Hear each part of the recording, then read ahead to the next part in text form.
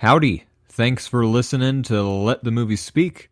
Before we get started, we'd like to ask a favor of you. It's a simple favor. If you could just rate and review our show on Apple Podcasts, Spotify, or wherever else you listen, that might help other ears get into our ecosystem here and hear another episode. Anyway, enjoy the show.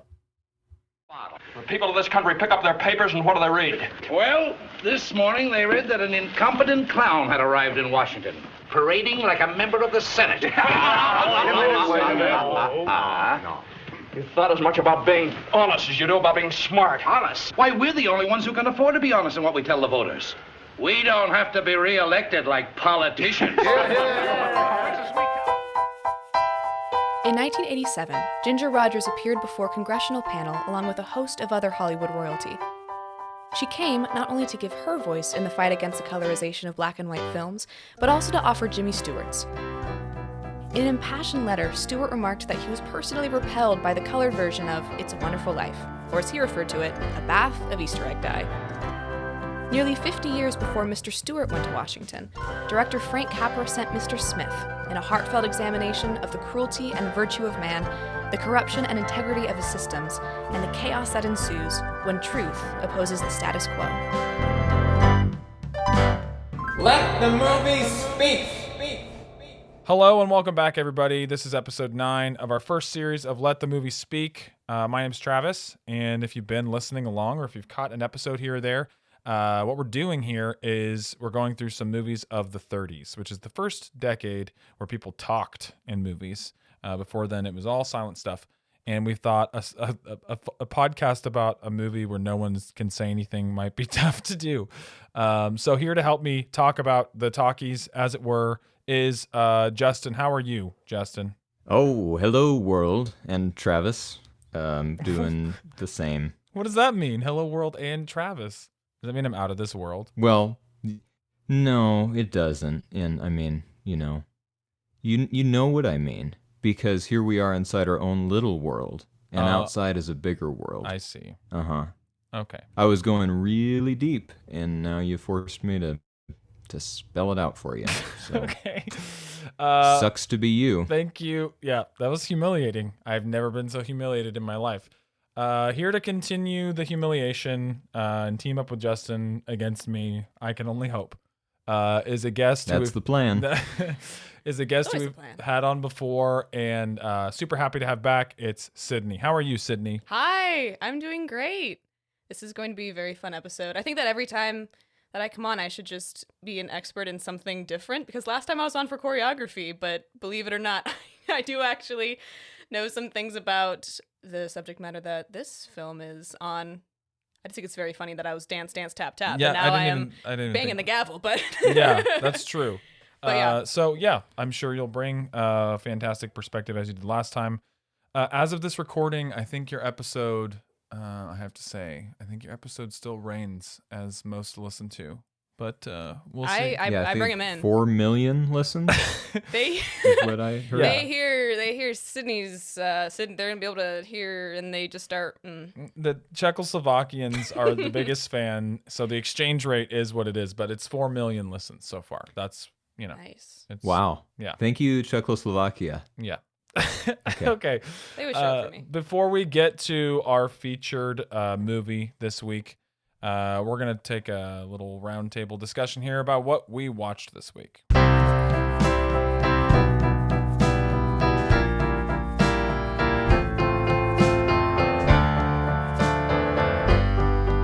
All right, so to start things off, I'm going to start because this is a continuation for those of you who caught our episode on The Grand Illusion.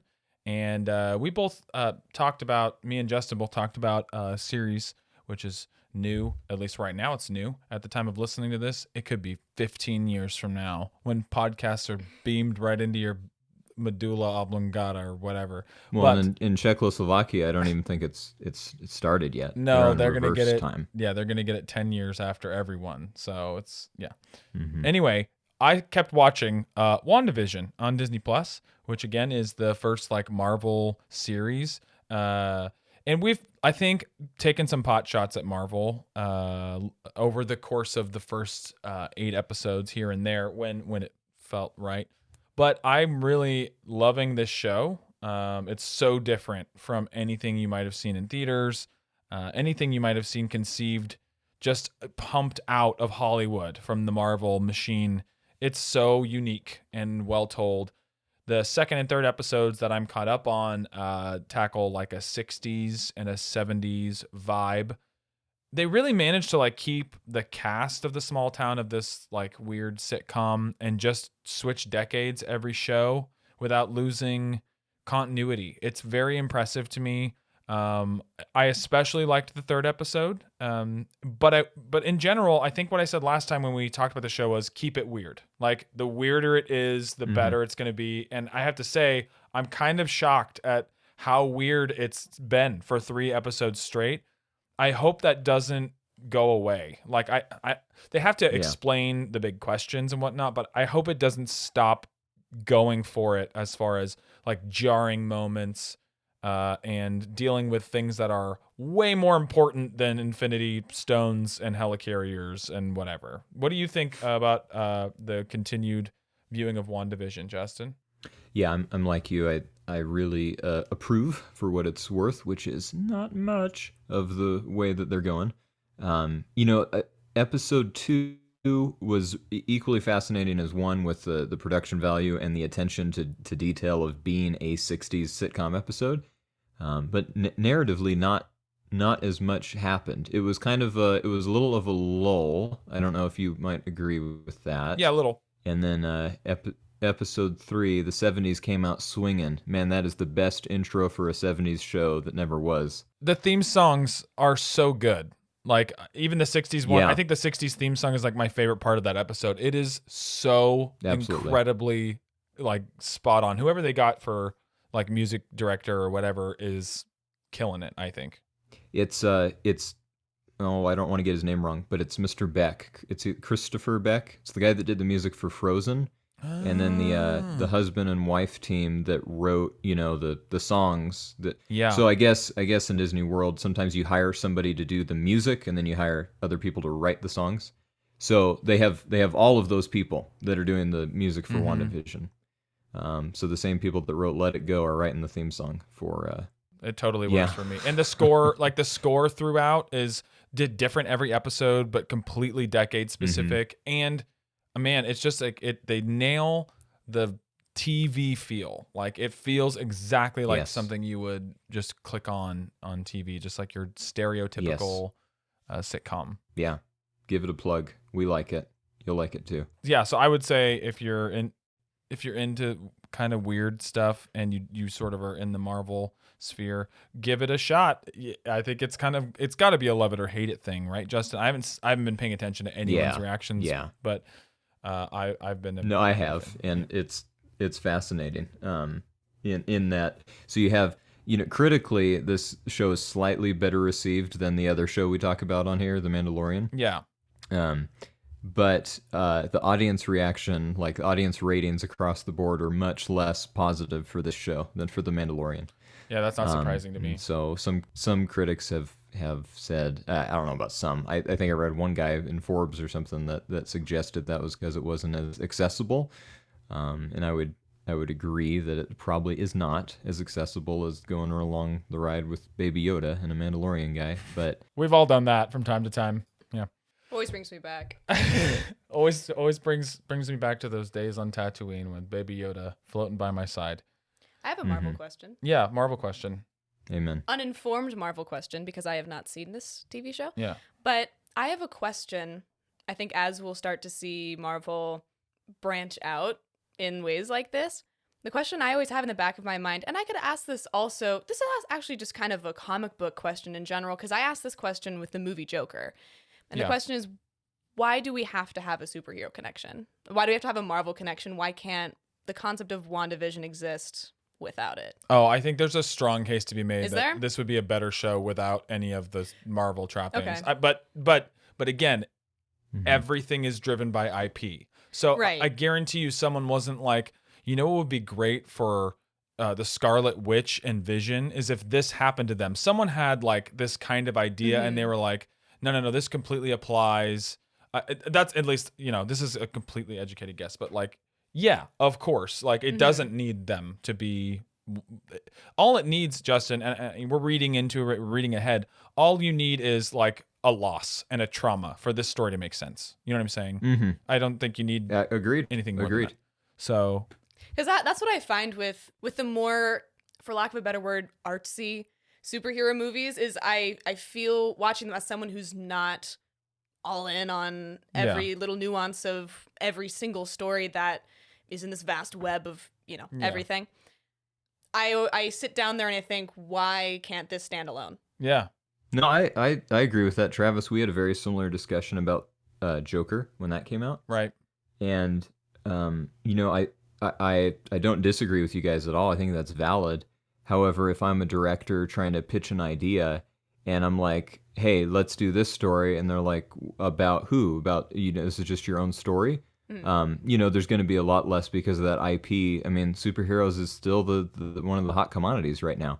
So if you have a way to make a kind of artsy movie and get it financed with a huge budget because your characters wear spandex, I would personally find that very tempting as a director, and probably a heck of a lot easier to get financed maybe in the climate. So there might be some pragmatism behind some of those decisions. Of course, and frankly, I'm just happy that somebody is actually trying to take a swing, and not just do another, Captain America 5, his biceps have bulged even bigger now, like I don't need that anymore. Yeah. I did before, I confess. I needed it a lot. Travis and I spent a lot of nights up alone. What are you talking about? Okay. Sorry, that came right off of the bulging biceps. So I was just waiting for it to kind of peter out, and it didn't. Yeah, you're welcome. Okay. You're welcome. Do you want to know what I watched this week? Yeah, I do. I really, really do. So do I. Okay, thank you, Sydney. Yeah, usually Travis just ignores me, so it's really nice to have someone to talk to. I'm listening. Yeah, I watched Monty Python and the Holy Grail. Yes. For the fourth or fifth time. It'd been, I don't know, maybe, 5 or 10 years since I'd watched it the last time, because I'm 507 now. Right. And it's still, the stuff that really works in there still works. And I know I'm probably going to be crucified a little bit for this, but I don't think it's maybe a masterpiece for its time. But I don't think everything holds up, and that's hard. I admit it's probably not a fair accusation because humor is so subjective. The whole kind of tempo and the beat of the movie, it's not super consistent for me. The first half seems to have more of a structure, and the second half is cartoons and just outright absurdity instead of satire. Undoubtedly true. Yes. I mean, the movie ends with the most insane thing that's ever happened in a movie. I think. Like, yes. And it's great. It is really good, actually. Yeah. I do agree that I always thought like that was on constant, like we owned that VHS tape. So it was like in the rotation, right? You know how that was? Right. Like, it was on the shelf. I always thought the last third of that movie was like so far off. Like the whole movie's absurd. There are absurd jokes. It's Monty Python, so obviously you're getting that. But the whole last third of that movie, it gets so lost, like beyond comprehension gets lost. And then not the ending with like, the meta thing where they like show up on the set of the movie. That's fine. It's like yeah. Although like there's good stuff in there, right? Like I love the bridge sequence. Yes, but that's in the section Tim the Enchanter. Yeah, but that's in the section of the movie that's not like altogether amazing. I agree. But agreed. It is agreed. like a movie of sequences. The good sequences are like gilded in brilliance for me. Like just really really good. Yeah, I don't know how you really get better than comedy for the whole she's a witch scene. Yes, and so good. Arthur comes out with they just kind of turn on the head the notion of the hero with some kind of secret knowledge, He's like, Sir Bevidere's, what else weighs as much as a duck, They're like, small rocks, cherries, whatever. And then Arthur says, no, it's what else weighs as a witch. I really messed that up. And then Arthur says, a duck. And then after they go and burn her or drown her or whatever they're going to do, Sir Bedivere says to King Arthur, So who's you who is so wise in the ways of science? And you don't get better than that. It's fantastic. That's the best. Yeah, because the whole thing's ridiculous, but that's the best part for sure. Yeah. I forgot about that line. Oh, okay. Sydney, what'd you watch this week? Well, I foreshadowed it earlier. I think Justin caught it. I caught it too. But you didn't laugh. I didn't give you any. You didn't exhale. No. No validation, with knowledge. Travis. You didn't Wow. knowingly exhale. It was fine. Frasier. It's always Frasier. I don't have the time to invest in movies right Yeah. now. So Glad we asked you on this podcast been- about movies. It's been a comfort show for me for a long time, and that honestly is a story for another time. But I always come back to there's an interview with David Hyde Pierce, who's my favorite actor on that show and in a ton of other things, where he says people keep coming up to me and they keep saying that this show helped them through a difficult time, and that was the case with us on the show too. And so for a bunch of people to have that in common is a great experience. And so as someone who wants to do things creatively, that as part of my motivation, definitely not the whole thing, but as part of my motivation to lift people up, there's definitely a motivation to kind of beat people down a little bit too. but I've always remembered that because that was my experience as well. So I love that show. I think the writing is great.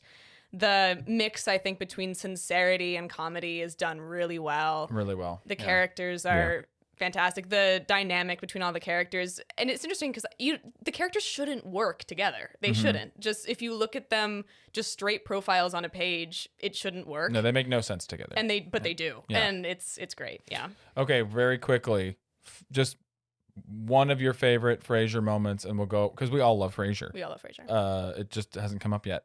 But quickly and succinctly, one of your favorite Frasier moments. The singles bar at the end of Mixed Doubles, when it's Niles and Daphne, and it's this great, the whole scene's a whole play on words the entire time. But at the very end, there's a conversation. There's an exchange of lines, and Daphne says, "I love you, Dr. Crane." And then Niles says, "I love you too, Daphne." And he takes a sip of his wine. It's nice. It's nice. Okay, Justin, what do you got? War of the Words, the spelling bee episode, yeah. where David Hyde Pierce says at the end, can you beat him? And he says, yeah. And he says, then spell his ass off. It's the best. Nothing So that better whole than monologue where it's, I've become one with the higher truth. Yeah. That is spelling. Mafia this. That's amazing. So good. Okay. For mine, I was gonna say the spelling bee one. What did I have as a backup?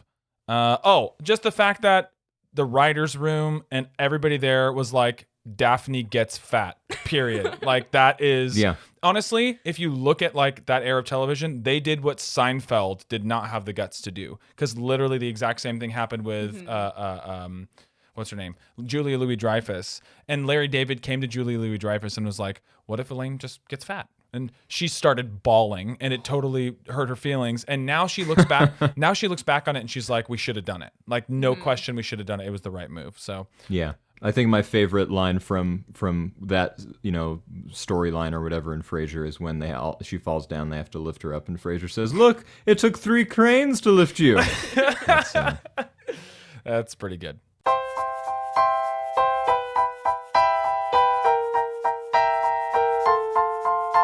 All right, well, we are back in the 30s from Frasier land, although it's a fun place to spend some time, for sure. But we have a wonderful film to discuss today. It's one that I have a pretty good familiarity with compared to a lot of these that are, first-time views for me. 1939's Frank Capra directed Mr. Smith Goes to Washington. So let's go around quickly and just give our experience with the film before we watched it this time. For me, my mom is a diehard Jimmy Stewart fan. Like, she would watch anything Jimmy Stewart, starred in. So we had everything. We had It's a Wonderful Life. We had this. We had Harvey. We had all the Hitchcock stuff. So Man Who Knew Too Much, Rope, Vertigo, Rear Window, all that stuff. It was just like those were all, again, VHS that we owned.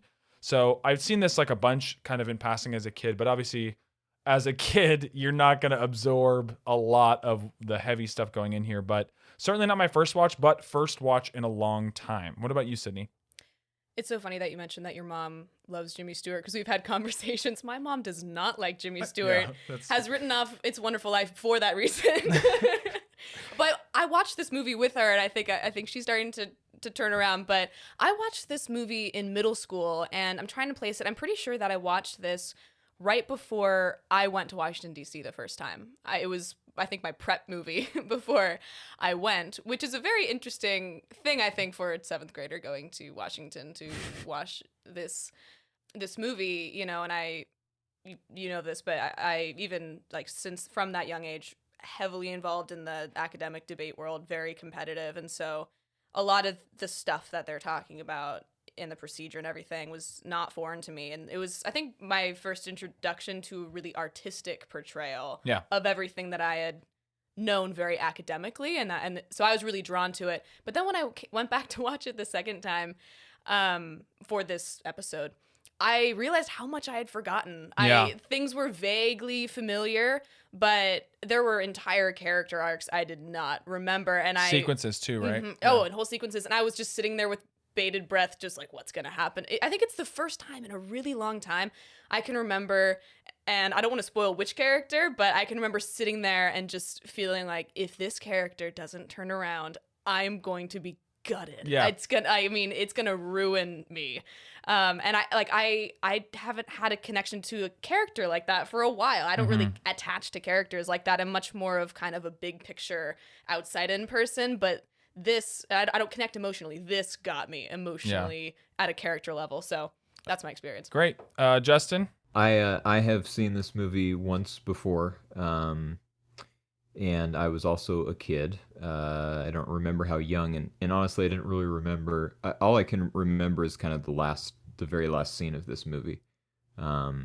It's interesting that you both mentioned your parents' kind of influence and like or dislike of Mr. Stewart. That's not a very good Jimmy accent. I hope but you anyway, keep trying. I told you I was going to do an I impression, hope and you you keep beat trying. me to it. Yeah. I can only do one line from It's a Wonderful Life, and it's like, well, Mary. That's all I can do. That's it. Mr. Potter, the children. You sound like you're dying. It's like Sean Connery is like trying to impersonate. I feel like Jimmy Sean Stewart or Connery something. sneaks into a bunch of your affectations there. Well, now he's dead. Yeah. So there's That's that. true. And anyway, on that uplifting note, so my mother was I mean, both my parents had a definite influence over my kind of appreciation for film, for better and for worse. But my mother was and still is just a fan of film, period, and especially like silent movies and movies from the 30s and 40s. So I think she introduced me to this movie when I was much younger than a 7th grader, even. And so I don't think I retained much at all of it. So it was all new to me. Okay, friends. Cool. So we've both seen it a bit, but this is the first time in a long time. Sort of a general summation. Yeah. If for some intro information, this is certainly one of the more well known of a bunch of the stuff on our list. I feel like no one knows what The Grand Illusion is. I'm not sure everybody's seen the movie Wuthering Heights, even if they're aware of the book. Yada, yada, yada. Directed by Frank Capra, who we've already done It Happened One Night. I doubt it'll be our last Frank Capra movie because I'll lobby for him again and again. But Jimmy Stewart starring in it, Jean Arthur as Saunders, Claude Rains as Senator Payne, and then just kind of a nice slew of really good character actors all around. Like, nobody is bad in this movie. Who plays Diz? Who's that guy? That is Thomas Mitchell. He's got a 30s face, doesn't he? Like, he just looks he looks like Andy Richter's grandfather. Okay, And yeah. so I was waiting for that at the end, and there's some similarity. I'm sure Andy Richter's based his whole life off of trying to be Mr. Mitchell. Thomas Mitchell, yeah, who died in 1962. Pretty confident. Yeah, I think he has some kind of Buster Keaton quality to him, like with the shaggy, the sad eyes, but very sympathetic character and kind of shaggy 5 o'clock shadow look. A bunch of draws if you're an audience goer in this time period, 1939. We have touched a little bit on Capra's ability to convey like when people are good, what it can look like. And certainly this movie says other things as well. So I think it'll be really interesting to get into the meat of it. Another interesting fact before we go on. I dropped a small hint at one point that Frank Capra's movies were not like ultra well received. I looked up the numbers for this movie. estimated budget, okay, $1.9 million. Not an inexpensive movie for back in the day. It grossed $144,000. So this is a legit bomb, which is crazy to think about. Critically well received. There's an Oscar nomination in here. A few. Yeah, one that I think will be particularly interesting to talk about. Particularly interesting. Not that one of them is invalid altogether, but critically well received, but a complete flop at the box office. Any other intro information that you can think of that might help contextualize this for folks? I think it'll be interesting too when we get there and talk about the Oscars to note how the Senate received it. For sure. Which is to say, not well. Yeah, well, and anyway. Just like world powers all over the world. I mean, to be perfectly honest, but certainly here in the U.S. as well. So if you get Mussolini and Franco and Hitler to agree on something, then you probably don't want to agree with those characters. Yeah, I think we can all agree on that.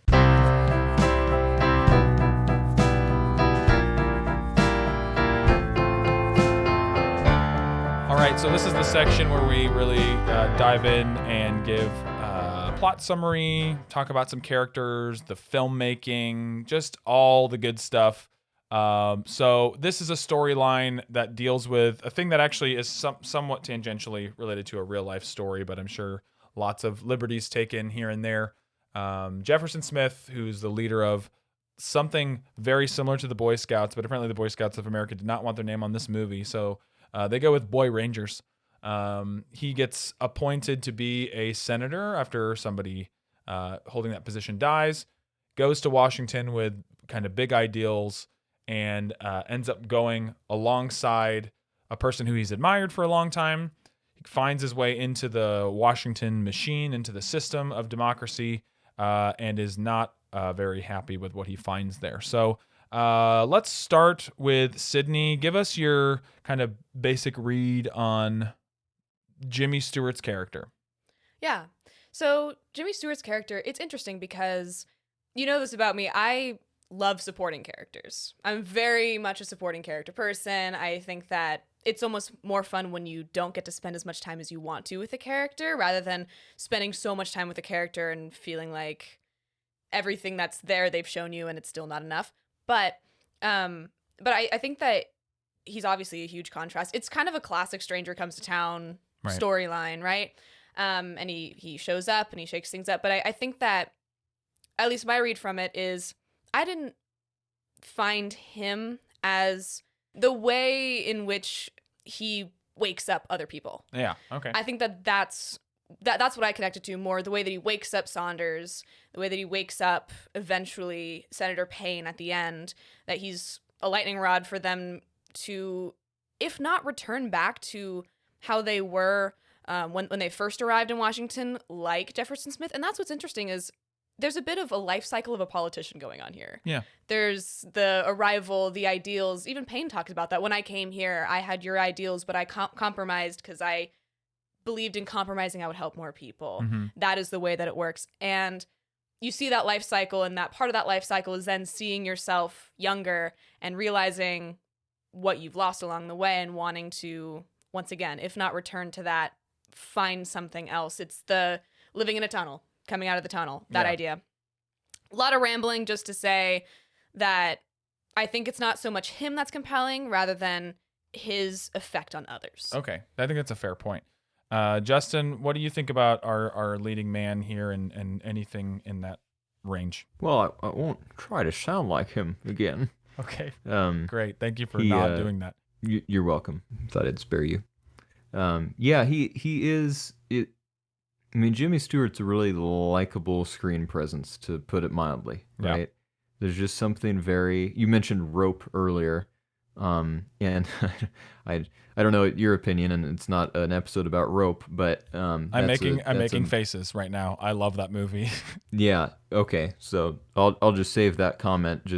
Or just shorten it to, other people. We don't have to put it at my feet. Have suggested he was miscast in that movie, and so he's not in this movie, and I think he taps into the everyman kind of the everyman quality, what people want to think of themselves, I think, as basic American goodness. He doesn't really care that he gets that there's corruption, and he does care about that, but he's not going to be, there's it's his whole arc in the movie, but he's not defeated by it, even though it's, it's not even David and Goliath. I think some news reporter makes a joke about that. I mean, this is like, Moses and none of the Israelites against all of Egypt. I don't know why I went with another Bible reference, but he's, there's just something very compelling about watching Mr. Stewart, and he's such an ability to convey a sort of a pleading humility, and a kind of a very open and honest kind of character is what he usually gives, and I think that really helps sell the movie. You never think this guy's probably going to compromise. Yeah, he's either just going to quit and walk away, or he's gonna make it happen. So I think Jimmy was the right guy. Successfully so. There's only one moment where I question that, and not because of his resolve, because of his ability to stay alive. Yeah, I agree on all fronts. I think there's a certain category of actors, right, who no doubt raw talent. Like if you look at the breadth of his career, from everything he did with Hitchcock to everything he did with Frank Capra, like this guy is legit, has chops, makes scripts better with his work on screen. But like this is a great example of it for me, because it's not an altogether happy story, right? And I'm sure we'll all find our own way of attacking that fact. I think it's a fact, right? This does not end with like the Star Spangled Banner tooting away over some parade. Like it's so much more meaningful than that, and more. I'm not going to say bleak, because I do think it's a nice, hopeful ending that it earns really well. But he guides you through a very tense experience. And I think Sydney kind of hinted at this when she was watching it. There are so many tensions happening in this movie that I was like enraptured. I especially because I've seen this before. I expected to not necessarily have that feeling of like sort of edge of your seat for characters, edge of your seat for plot points, wanting, like just rooting for people, like rooting for characters. And he is an eminently easy guy to root for. Not just because of the character on the page, but because he has that sincerity. Justin, I wrote down, Jimmy Stewart has a palpable humility. Like it is the kind of person that if you met and shook their hand, you would just go like, he thinks nothing of himself. Regardless of his American ideals, I mean, I don't know about you guys, but for me, as I pass this off to someone else real quick, this is not a story to me about how awesome, constitutional democracy is in America. It's not. I think this is more a story of somebody realizing how his idea of it was so grandiose and idealized, for lack of a better term. And the reality check of that is almost enough to like end him as a person. And that's what makes this really affecting. It's not, at the end, I did not feel like raising my flag all the way up to the top of the flagpole. I felt like people suck, as we've said a bunch of times. People are all the same, and this movie tells the same story about them. And it's an easy person to root for and a happy ending to root for, because the truth is the thing that actually wins at the end. Let's get into some themes and stuff. We're definitely going to hit other characters, but right. I was about to talk about the character of Taylor, but I think I'll save that, because it is a thematic thing, but I think I'll save that. But I would agree with you. And I remember I was live texting as I was watching this. Yes. I was live texting you, and I said there is a great apolitical reading of this movie. I'm not going to go so far as to say that there's nothing political going on. There obviously is. Sure. But I think that, and this has always been my opinion, that I think it says pretty strongly that politics, if it's not just people, it's just what people have put into place. Sure. And that is a product of them. And that's why I think I have been attracted and into these two fields of politics and storytelling, because I think that they're very similar. Yeah. You have complex people with different motives, specifically different stakes, right? Some of them are noble, a lot of them aren't, right? You have the kind of structure in which they're set loose to play, and that's could be analogous to a narrative structure. And you have history or the passage of time, this cause and effect and everything, and it's all the same. And so that's why when I was sitting back from this movie, I'm going to dip into characters, I'm sorry. When I was sitting back from this movie and thinking about the themes, and again thinking about politics or people or what they have put into place in conflict all the time. And that's why it reflects this human nature, this darkness. Yeah. I was thinking of those characters of Taylor and those Cronies. bad guys, Yeah. right? And I wanted them to be more, if not more humanized, I wanted their stakes to be more believable, if that makes sense. There are moments during the filibuster, I don't know if it's actually the filibuster itself or beforehand, where people are standing up and they're senators, and you don't know if they're part of the machine or if they just genuinely believe they're doing the right thing, which I would go with the second reading. I think that's more complex. But they stand up and they go, why are you delaying this bill? Right. This aid bill for people who are very clearly struggling, and of course there's something hidden in it, that is this dam and everything, for the sake of your own reputation, really. Right. Even though he's trying to defend the truth is the truth of his own reputation. It looks very self-serving. I wanted something like that. Something where there's a genuine push and pull to the Taylor character, because he turned into a little bit of a cartoon villain for me, who had a little bit too much societal superpower, if that makes sense. And that, I think, obscured a theme that I think that they accomplished really well besides that fact, which is the humanity behind something that looks very sterile on the outside of just columns and marble democracy. I think that was a little bit of a missed potential. Okay. Justin, what do you think about the Jim Taylor character? He's like the big baddie, obviously, with a lot of bad stuff swirling around him. Yeah, I find myself agreeing a lot with Sydney. I just found it, I get narratively it makes things more, for the pace that this movie has to accomplish its storytelling, it makes it more succinct. But I imagine in the novel version there would be the anti-Taylor who also owns a newspaper. I mean, it's just it's a hard hurdle to get over logically that Taylor owns like the newspapers for America, or at least Jimmy Stewart's home state and DC. It's just like Sydney said, it's just too that kind of monopoly. Although monopolies definitely exist, we have several huge national newspapers today, and they're not all on the same team, and they're not all owned by the same people. So to kind of put yourself in an imaginary world where there's just one man kind of running the show, again, I think it's done for expediency of storytelling, but I would agree that it does take away from the believability of the story. That said, Taylor is a really well done villain for what he is, right? With some kind of cartoonish and superpower sort of elements of villainy. He he pulls off what he's trying to pull off very well. I think he's menacing, and even if those elements are in there of unbelievability, if we're gonna accept that as a word, it doesn't for me it doesn't ruin it. It doesn't tank the movie. Because right, this whole movie is sort of political fantasy. Right, it's got like a folksy quality to it.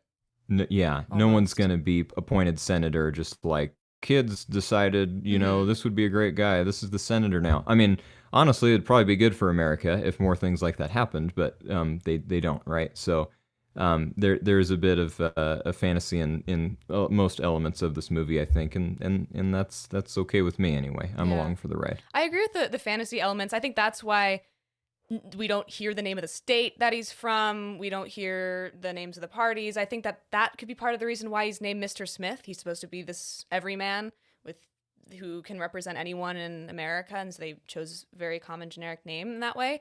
But what I meant a little bit about James, it's not. Is it James Taylor? No, it's not. Jefferson Smith. Jim Taylor. Jim Taylor. Yeah. Okay. Was that I found myself at the end thinking, I don't think this movie wants me to say, if only we topple Jim Taylor, everything's going to be fine. No. I don't think that that's what the movie's saying, but I think that it could have been said better with a more complex character. And again, that life cycle of the politician, I almost want to see Mr. Taylor goes to Washington. Why is he the way he is? Right? Here's what I'll say. I totally understand both of the if there's a little bit of pushback, that's where it is. I saw the encapsulation of the packaging of this whole story as very consistent. Like, I think if you try to read it as a realistic story, you're going to be like, what the heck is happening? Right. Several times throughout the movie. Like, if you are reading it firmly realistically, and yeah, the freaking coin that he flips lands on its edge. Like, that is the first initial indicator that, like, this is hyperbole with purpose. This is not, realism for the sake of it. This happens throughout the movie, though. Like, right? Like, he goes around and he punches journalists in the face and no consequences. The bad dudes, the cronies who are running the show, right, who represent everything corrupt about power structures and the American system specifically, they freaking run over children with their cars, like, essentially. Like, this is all, to me, this is a consistent brush stroke. This is hyperbole with purpose. And That's really fair, actually. Yeah. and I think that's why it worked for me. And maybe I'm a sucker, right? Maybe I'm a sucker and I'm just forgiving all these things because the movie made me cry. But I think that Capra is good enough to get the credit there. And I'm also reading from both of you that, like, again, not movie ruiners. So take it as it is. I think we have to keep going down the cast list because there's too many good performances. So let's get to, I think, maybe the man of the hour. In my mind, there's two men of the hour, but also a woman of the hour. Holy cow. Let's start with her because she's on the top. Jean Arthur as Saunders. I think she's fantastic. I love her so much. She's so good. Yeah, I mean, like, I Yeah. love when a female character from 1939, she has no understanding of what decade she's in as far as, like, her control and her presence and everything. But also, it's not just, like, random. It doesn't come from nowhere. They give her just enough story, just enough meat on the bone. She has an inherent distrust of people, and she has an inherent distrust of men. And there's I really feel like there are reasons in her mind as an actor for every single one of those things.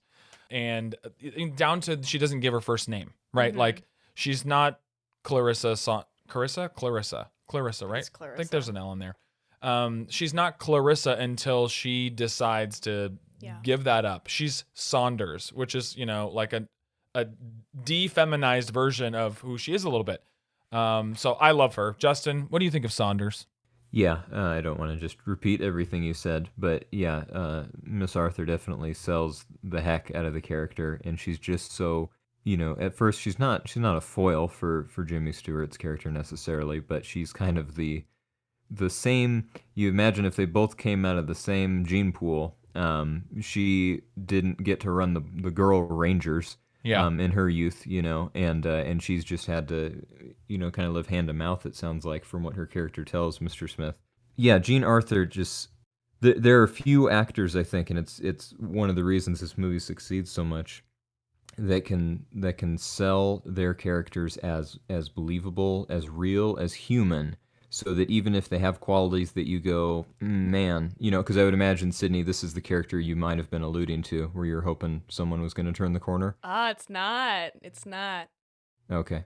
So she was one for me where I in the first act, I wondered what they were going to do with her, so I was happy that they did have her. Her arc feels very natural, because the movie does go to some lengths to kind of convince you that it's going down a much more conventional road where Jimmy Stewart is going to fall in love with the other senator's daughter, and thankfully they clearly don't go down that route, I guess, by the second act. But there's just something so familiar, and so if Jimmy Stewart's got humility, then Jean Arthur has humanity in spades. I mean, she makes it, as the kind of rooting for the underdog character, she's the person that everyone that's good would want in their corner. So I think another example of perfect casting. She sneaks up on you, I think. When you first meet her, I don't think that, at least I didn't, that she's going to be such a force, and yet she is. And a few characters in here that I identify with, and she is definitely one of them. Nothing to be said that hasn't been said before. She's great. She made a good percentage of that movie the movie it is. Oh, yeah. She really did. And I think a big part of her on screen being so enjoyable is the time she spends with Diz, who's played by Thomas Mitchell. They are so palpably like fun to watch, and also just like notes of tragic, right? Because like Diz is that character. He's the guy who's always just right there, perfectly sincere, honest as far as we can tell, other than the fact that he's a journalist and they present the truth in an interesting way. But that's as far as that goes for me and his integrity. You need a little bit of that. Yeah, you need it. Yeah, it's the job. He makes the case like to Jefferson Smith himself. Everybody compromises, including them. Yeah, and except for Mr. Smith. But I love watching them on screen. Like every scene with Diz and Saunders is fantastic, especially the drunk scene. Yes. But just his character comes through, in the end, does whatever he can. Not necessarily as effective as Jim Taylor's crony machine. But what do you think, Diz and Saunders together? Yeah. I think that I love what they represent. Like I was alluding to before, is this return to maybe even what they wanted before they found themselves where they are in Washington. And it's that potential. And this is something that I was telling you a little bit about with the Senator Payne character. Is I ended the movie, just all of these characters are going through my head, and I was thinking of all the time they just lost. Yeah. And that's what I get from the Diz and Saunders relationship, is how much meaningful connection they lost and time they lost. Part of that is in the aesthetics. Like they make jokes about it. She's like, well, maybe if you combed your hair. And it's like, if you just look at them side by side, you'd think like, well, she's aging very well. And he's kind of aging like, just like a dude, right? Like he's aging like milk and she's aging like fine wine. And there, just the fact that difference exists now, it may not have 15 years ago, or I don't know. Like, I think you're right. The passage of time, these are all, other than Jefferson Smith, right? These are all. Passage of time is huge. And also the generational theme is super strong with all of the kids, with the mentions of his father and the hat over and over and over again. It's this, because I think that he even mentions there's this idealism towards the next generation too, but that didn't happen this time. Right. Why do you think it's going to happen again? And that's the cynic in me coming out. But I think that there's a point to be made there, that you can't throw everything on just the sheer passage of time. And that goes both ways. You can't look to the past and think that is where you're going to find your salvation. You can't look to the future people and think that that's where you're going to find your salvation. And so I think Diz and Saunders is that nostalgia, and the kids are the whatever the future equivalent of that is. Yeah. The Future Boy Rangers. Justin, supporting characters this is a pretty ensemble cast, I think, overall, but non-Jefferson Smith characters, other than people we might have touched on so far, that grabbed you? Yeah, I'd like to talk about Jimmy Stewart's hat. Okay. Yeah, that's what I expected you to say. Sure. That scene where he is introduced to, or I guess it's not the first scene he's introduced, but when he's in the Senator Payne's house and he's talking to his daughter, and he's very infatuated with her. Yeah. And there's just this marvelous sequence where it's only filmed on his hat, just Jimmy Stewart's hands playing with his hat as he twiddles it in his hands and keeps dropping it. And it's just such a great, because I think for many other directors, that same scene is shot much wider, and so exactly the same action is happening. But I appreciate that Capra said, that stuff, the rest doesn't matter. The hat tells the whole story. Jimmy Stewart's fingers and the hat will tell you everything you need to know. Yeah. And so I know that's a little escapist from what you asked. I'm so glad you brought that up, because that was like that's one of the only shots I remembered, and I knew it was coming. I was ready for it. As far as like if you had to pick out like directorial sequences, there's two for me. Okay. I'll get to the second one later. Mm-hmm. The first one is the hat thing. Like so brilliantly conceived. He doesn't cut away for like a whole minute, it feels like. He's talking and stammering and she's talking back to him. And it's just the hat, and it's all nonverbal acting with literally no face, just your hands and a hat. And he tells an entire story. Now, They're in the house. And I'm just, and then that hat the whole time. No, and of course, there's a ton of meaning behind this hat, right? Yes. Because the hat is his dad. Yeah, for sure. The hat is his father. My father. No. I'm looking at IMDb. It says the hat is played by Jefferson Smith's father. Yes. And so immediately when I see the hat, I think of his dad. I think of Senator Payne. Yes. And he is far and away my favorite character. I think he's incredible. And I remember from this very first scene, I'm just watching him, watching his expression, thinking, okay, he's gonna be a guy to watch in this entire movie. And I think it's not even so much what he says. It's all the reaction shots. Every time that he says something and he sits down and his face is the opposite of what he just said. It's just complete reversal of what you say versus what you're feeling and how it's almost like, and I've had this experience, public speaking, and saying things that you're put in a certain position to say. I mean, nothing to the extent of this. It's not real life like this is, but saying all of those things and then sitting down and feeling like that wasn't just you. Right. And so when I'm seeing those moments, it's super effective. And I remember watching this movie and thinking, I want somebody to give a Jack Nicholson at the end of A Few Good Men speech to Mr. Smith. I'm like, the world cannot run on you. I'm sorry. It can't. Like, it's not going to. Like, if there's 100 yous in this Senate, it's not going to work. Sorry. I wanted somebody to give that speech. That just moral ambiguity, what are you going to do, rock in a hard place moment. And Senator Payne kind of gives it to him, but it's much softer than that, right? Yeah. It's when they're in his office and he says, I used to be you. I compromised and look what I've been able to do.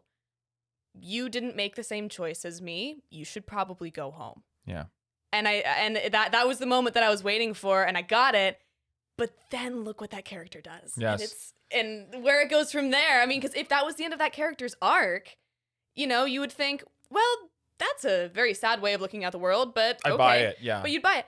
But the lengths that character goes, but I think that his motivation is fine. I mean, I think again, yeah. Wait. You think his motivation is fine? From like a script perspective, I think that it's like justifiable, not Got like it. morally. Okay.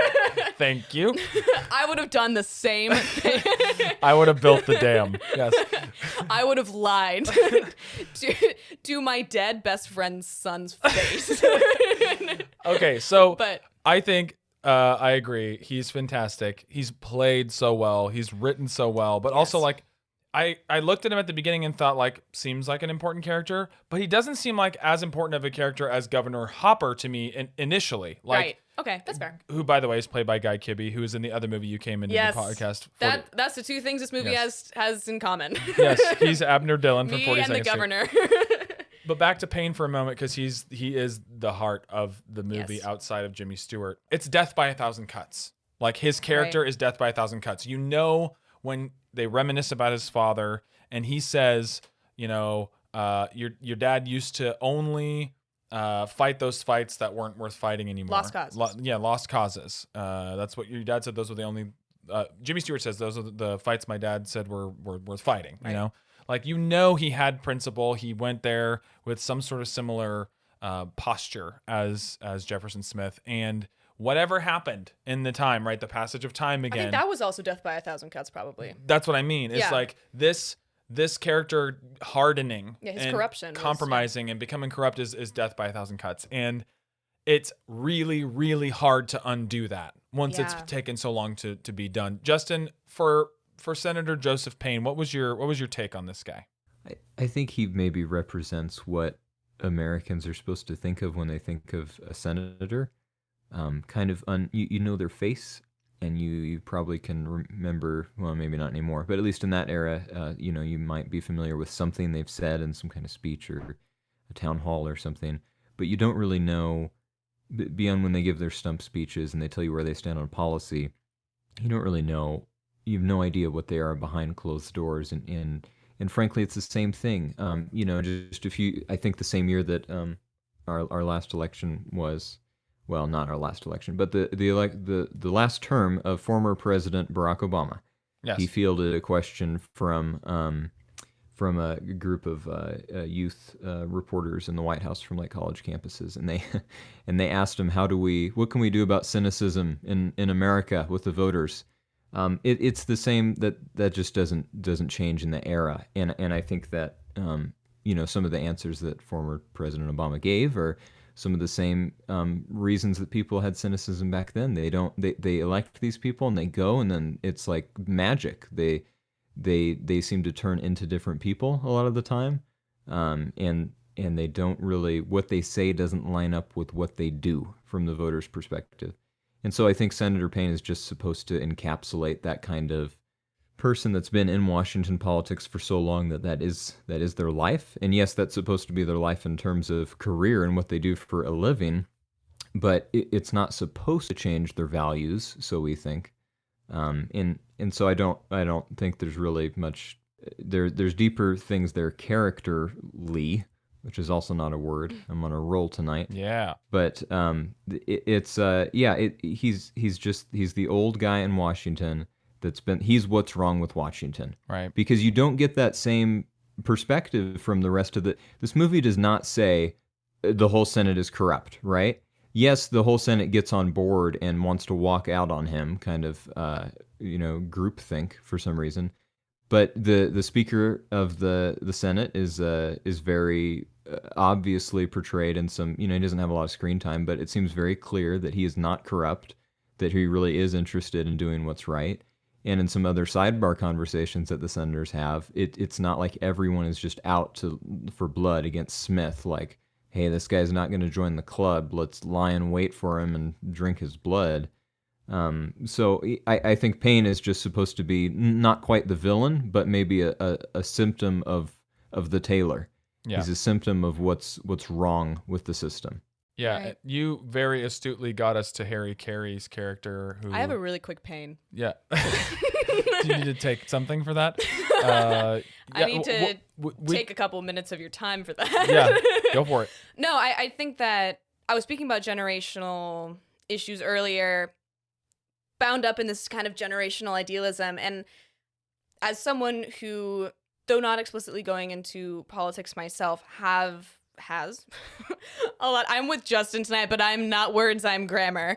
Yeah. Friends going down that route. And I think that a lot of them would just love to watch Jefferson Smith and focus on that character and study him and study how is he able to stay so pure, stay so whatever a more positive form of idealistic is, because, I don't want to just paint it as he's ignorant or naive or anything. I think that there's a lot of honesty there, and I think we've touched on that.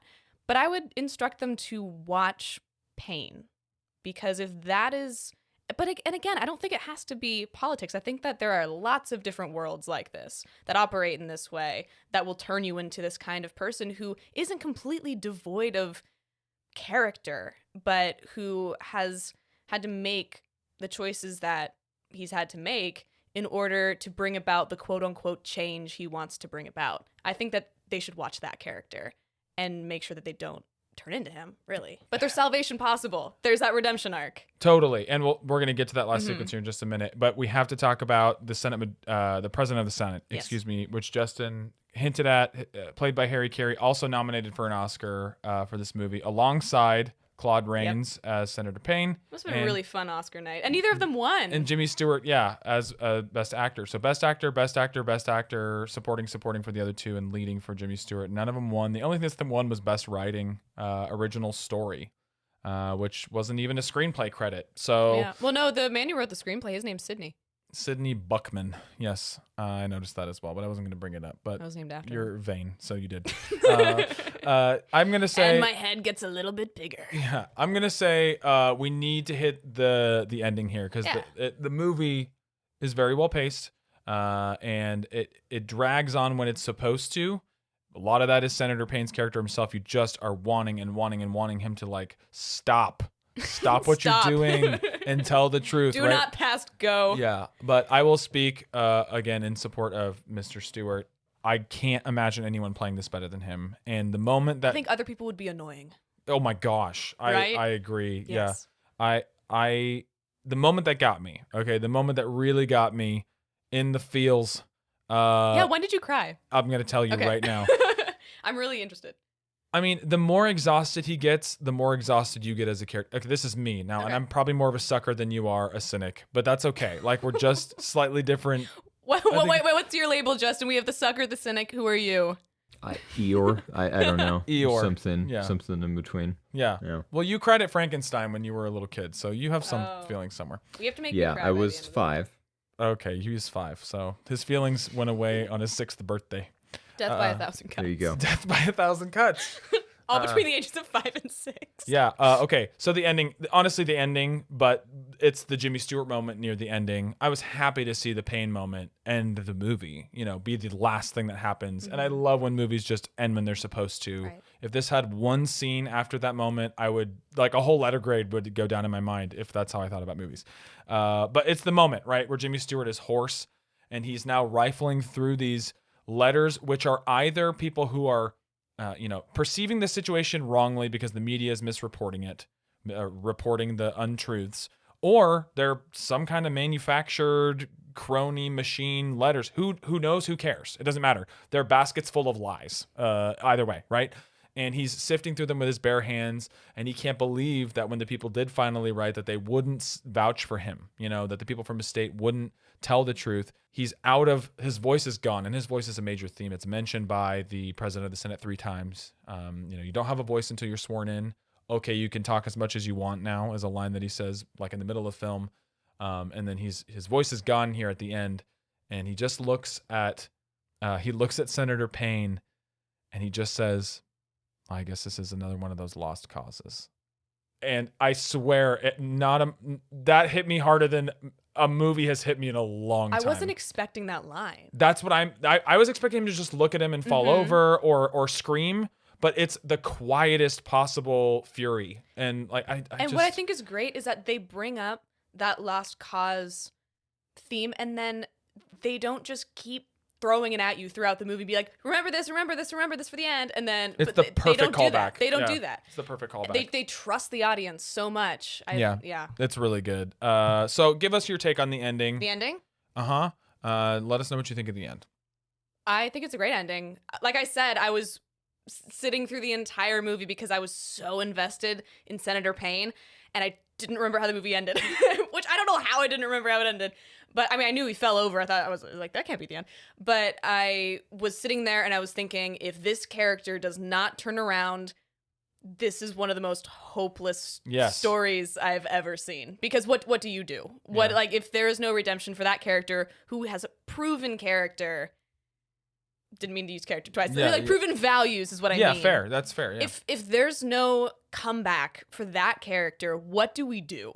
Because he seems like like you guys made the point that the other ones can be cartoonish. He's the closest. Right. He's got the most chance to make the right choice. Yeah, and that's why I was sitting there and I was thinking, this movie. I'm usually not even rooting for a redemption arc. I'm the kind of person where I'm like, tell him how it is, right? And you know that about me. Like I am that kind of person, but in that moment, and I can't think of another character who I've had this feeling for. I'm just like, if he doesn't turn around, it's going to haunt me. I'm going to wake up in the middle of the night in a cold sweat. Yeah, fair enough. Okay. Staring into the abyss. So because he did, you were satisfied. Yes, Justin, I love the ending. What's your take on the ending, my friend? It's complex. To kind of tag on what Sydney said. There's different approaches to how those kind of evil characters either do or don't redeem themselves. Do they have a Darth Vader moment and come to Jesus like Darth Vader did? I don't know if you guys remember that. It's a little better than Darth Vader's moment. It's only in the Blu-ray box set. It's one of those George Lucas add-ons. Right. Yeah, it's a CGI add-on scene. Yeah. No, but there's this movie is kind of I think hopefully this isn't like too pretentious sounding, but it does remind me quite a bit of how like Dostoevsky would write characters like in Crime and Punishment. It's just the overwhelming sense of guilt and the knowledge of your sins is what drives Payne to finally confess. And that's kind of riffed on later in another. It was so Woody Allen did a movie called Crimes and Misdemeanors, which is kind of his response to Crime and Punishment, and he says no sometimes like Sydney was saying, wouldn't it be horrible if this guy didn't repent? But Alan says, well, realistically, some people don't. So I'm very happy that he did. I'm not complaining at all. But more than just that character's arc, although it is hopeful, you are left in the kind of without really resolution, just knowing that someone else has confessed and given some validity to what Smith has been trying to say the whole time. But you're not given any kind of, and then the United States lived happily ever after, because it's not possible, right? And like Sydney said, it doesn't really matter if you have 100 Smiths. I mean, if you had 100 Smiths in the Senate, I mean, I think during that Senate's term, it would be very different.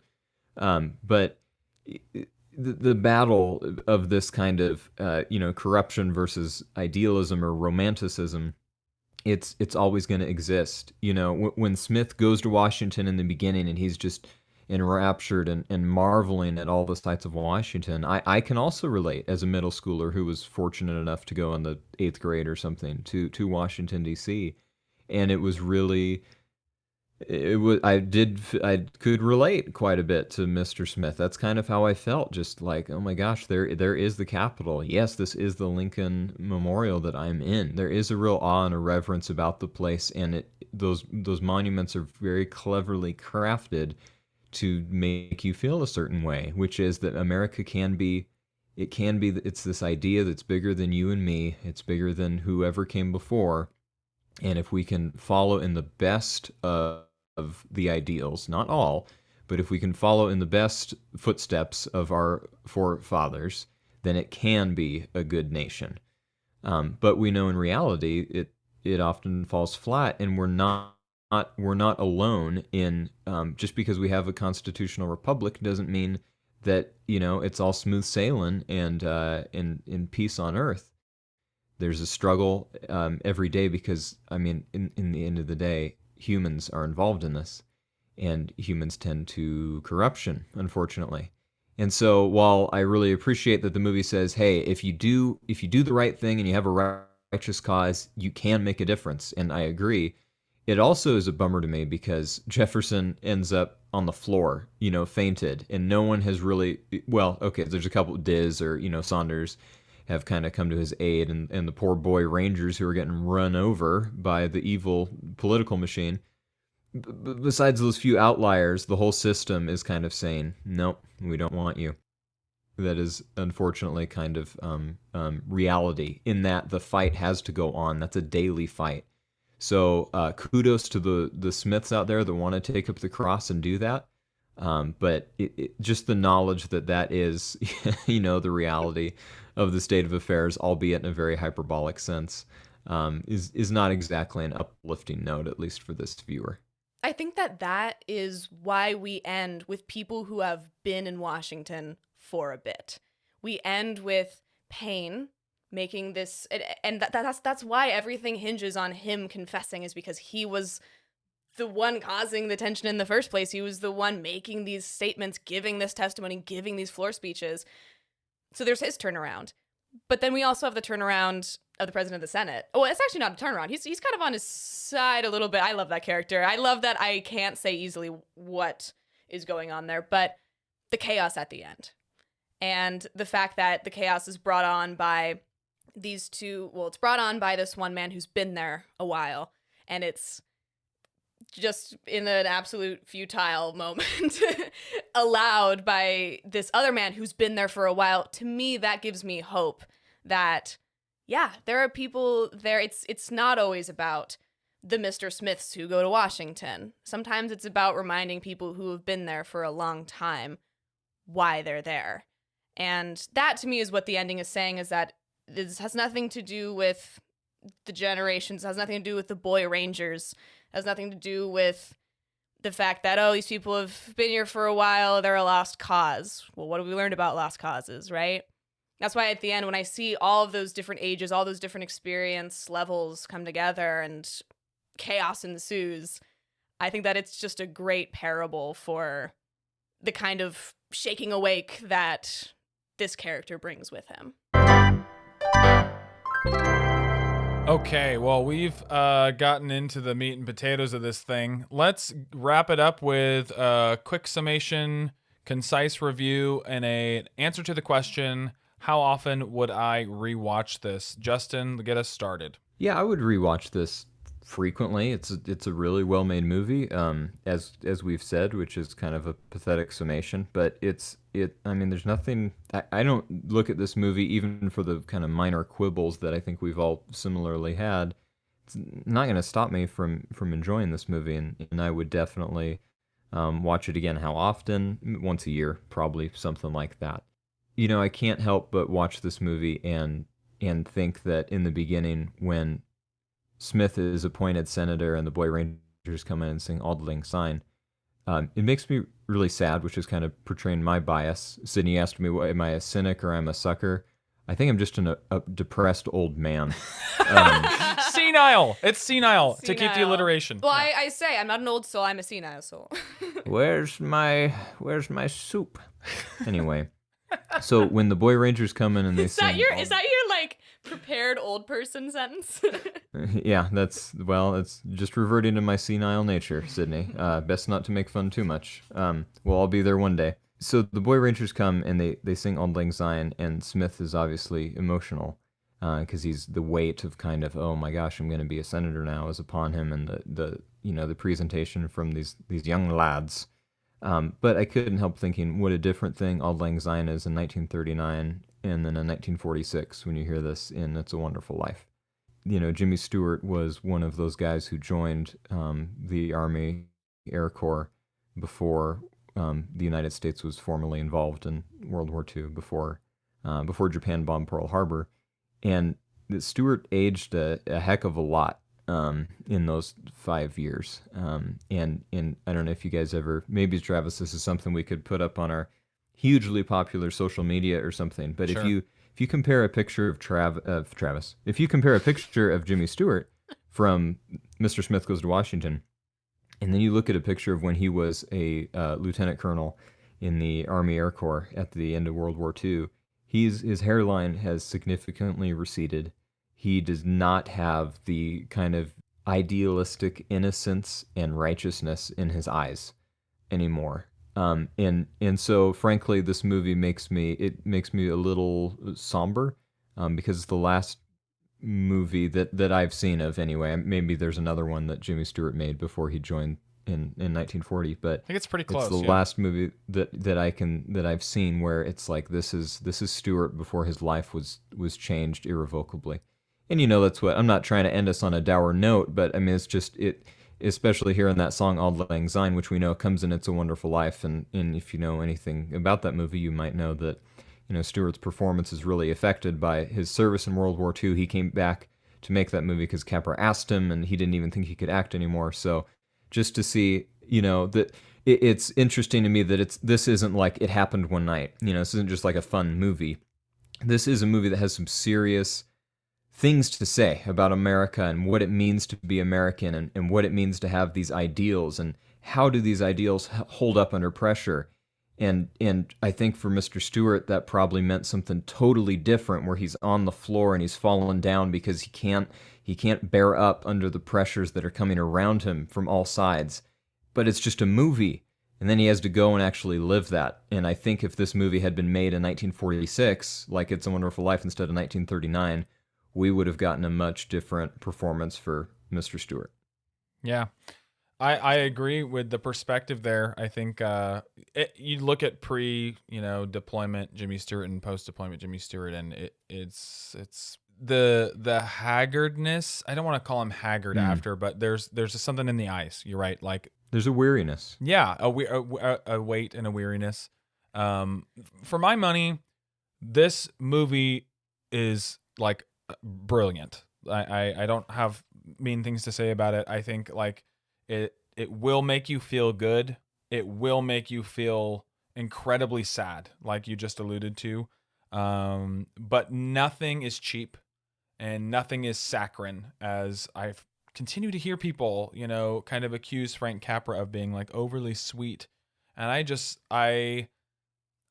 think people who watch this movie and walk away from it and see it's not just as simple as good versus evil. It's just a matter of, again, a group of people who have grown into a pattern of corruption, no matter what their intentions were along the way with all the small decisions that led up to that. And one guy stands among what symbolizes that corruption and tries to take it down on his own. And any normal person would have given up long before, but he's just representative of the virtue and the truth that it's the only thing, right? It's the only thing. And it ends up being the only thing with that line, right? I guess this is just another lost cause, Mr. Payne. That's the key. That's the only reason people are going to, we assume at the end of the story, find out that what he was saying is true, because he appealed to quote a famous American, the better angels, right, of Senator Payne in that moment.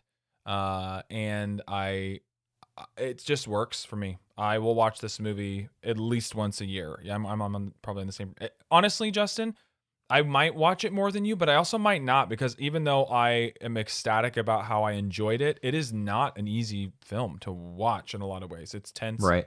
It'll get you in the gut like it intends to, I believe. And I don't know. I think, oddly enough, this really came close to It's a Wonderful Life, if not surpassed it for me as far as its effectiveness. And it has nothing to do with politics, which is really interesting, because you look at this and you assume like, oh, it's a movie about the Capitol, and like it has everything to do with the American system. And I just think if you just look 1 degree past that, it's just about people. I agree with Justin that there's something almost literary going on with this story. And that ties into a little bit of what Travis was talking about with the difficulty of watching this movie, because there's so much going on, so much in the dialogue, so much back and forth. But I think that my, on the whole, assessment of the movie has something to do with a character we never see, who is Mr. Smith's dad. And his ghost almost haunts this entire movie as someone who, like Mr. Smith, had a lot of ideals. And we get the impression that he maintained them, even though he had a long career in the Senate. Not as long as Senator Payne's, but ends up paying a very dear cost for it. And at the end, right, it's his hat that we see. It's a line of his that we hear, right, alluded to with the lost cause. And again, when I step away from this movie, I end up thinking, just connected to the fact that this movie was made in 1939, that it is that kind of ghosts of, if not good men who started off with good values past, just calling forward and saying, we tried our best, what have you got? That's what I get. All right, well, we'll see Mr. Frank Capra again in the future, I'm sure. But I enjoyed this conversation immensely. It made me want to watch the movie again, but not too soon, for lack of my heart breaking. Thanks, Sydney. Of course. I loved it. Yeah, Enjoyed it very much. We enjoyed it as well. Justin, we have a long one coming up next week. You want to tell people what it is? It's Gone with the Wind, folks, coming to you in living color. Ever heard of it? Yes, exactly. That's how we're going to end our series. And we look forward to seeing you next week. Bye. Bye.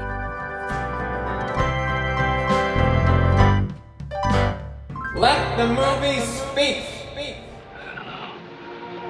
A lot of fancy words around this town. Some of them are carved in stone. Some of them, I guess the Taylors and Paynes put them up there so suckers like me could read them.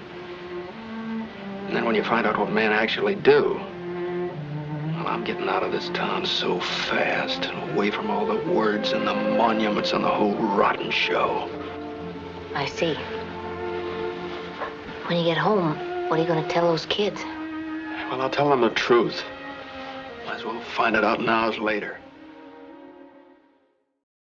Hey, since you're still here and still listening, thank you, by the way, we'd like to ask an additional favor of you. We have social media. It's a thing on the internet, and all you need to do is find us on Instagram or Twitter or Facebook and like and subscribe. I know this is annoying, but we have to ask you because we want more people to hear the show. In addition to that, if you could rate and review us on Apple Podcasts, Spotify, or wherever you listen, we would greatly appreciate it. See you next week. Bye.